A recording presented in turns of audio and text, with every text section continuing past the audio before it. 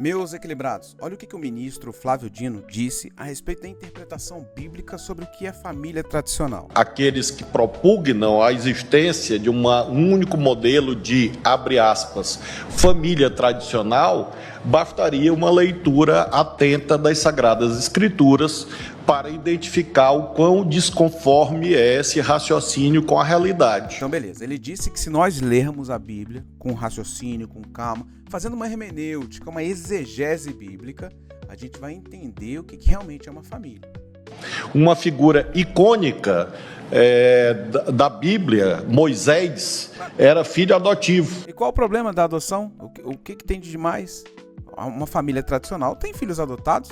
Que é o próprio Abraão, vivia num arranjo familiar bem diferente daquilo que nós convencionamos chamar de família tradicional. Abraão, Sara, Agar, Israel, Ismael, e ele vive com Sara, depois volta com Agar, depois volta de novo para Sara, e no meio do caminho ainda vai para o Egito, e Sara é compelida a ter uma relação afetiva com o faraó. Olha, Abraão pecou quando se relacionou com Agar. Deus não queria que fosse daquele jeito. Abraão pecou quando mentiu, quando deu uma meia-verdade para Faraó e não avisou para ele que Sarai era a sua esposa.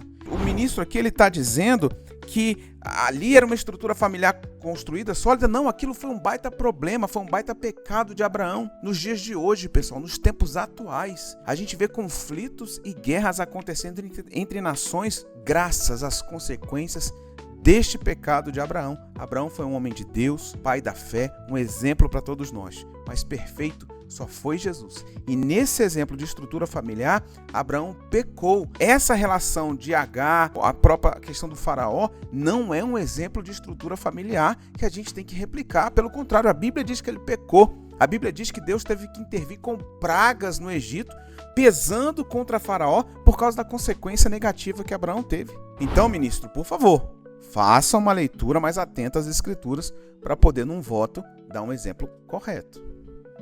Então, quando nós olhamos esses modelos todos, para não falar do Novo Testamento... Para não falar do Novo Testamento, não. Não vai falar do Novo Testamento porque não tem nada disso no Novo Testamento. É por isso que não vai falar.